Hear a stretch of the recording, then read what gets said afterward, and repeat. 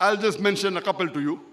There was an article that came in the Time magazine on the 15th of July, 1974. And the title was Great Leaders of History.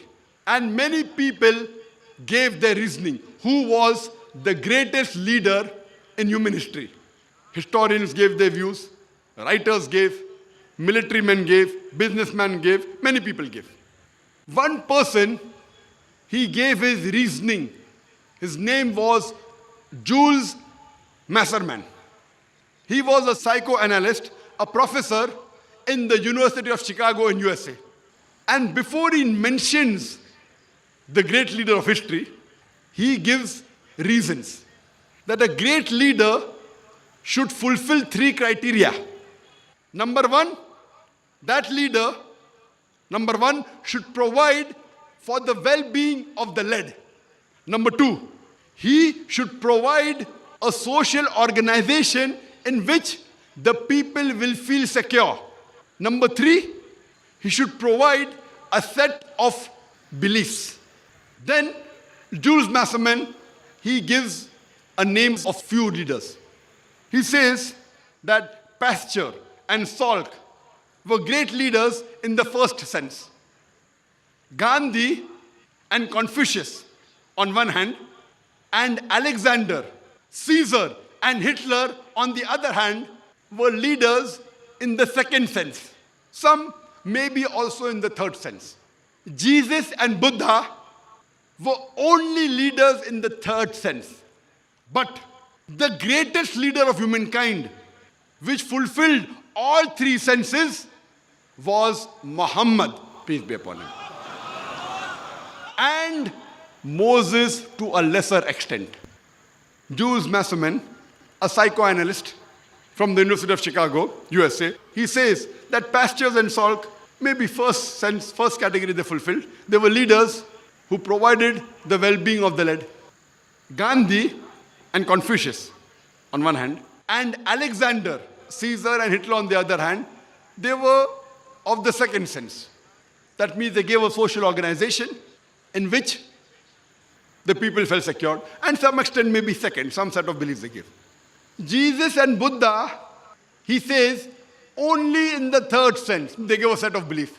But the greatest leader who fulfills in all 3 categories, according to Jules Masserman, provides the well-being of the led, provides a social organization which people feel secure, provide a set of beliefs, is Prophet Muhammad, peace be upon him.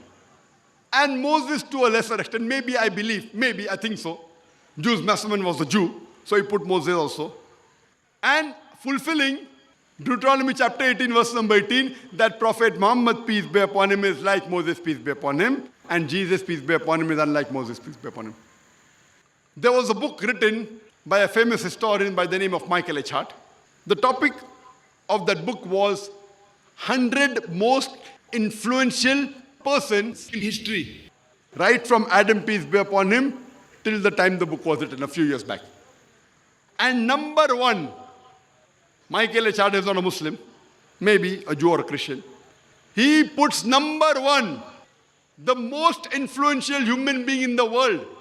He places Prophet Muhammad sallallahu alaihi wasallam.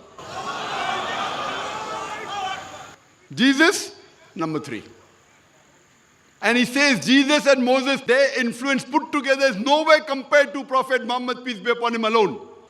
George Bernard Shaw, he says that if a man was to assume the dictatorship, he talks about Prophet Muhammad sallallahu alaihi wasallam, Prophet Muhammad, peace be upon him, a man, if he assumes the dictatorship of this modern world, he will succeed in solving the problems of humankind. And he would give the much needed peace and security to this world. He's talking on Muhammad sallallahu alaihi wasallam, that if Prophet Muhammad sallallahu alaihi wasallam was to become a dictator of the modern world, he would give the solution to the problems of humankind and would give it peace and security which is much needed. Allah says in the Quran, in Surah Aqaf, chapter number 46, verse number 10, say, if this book the glorious Quran, is from Almighty God, Allah subhanahu wa ta'ala, and you reject it after a messenger from the Bani Israel, from the children of Israel, testifies to it, he believes in it, and you are arrogant, you are unjust. Allah guides not the unjust. Surah Kawthar, chapter number 108, verse number 1 to 3, which says, Inna ataynaka al-Kawthar, fasalli li rabbika wanhar, inna shaniyaka wal abtar. Allah Almighty says, to thee, Prophet Muhammad sallallahu alaihi wasallam, we have granted the fount of abundance. So, turn to thy Lord in prayer and sacrifice. Anyone who hates Prophet Muhammad, peace be upon him, he would be cut off from all future hopes.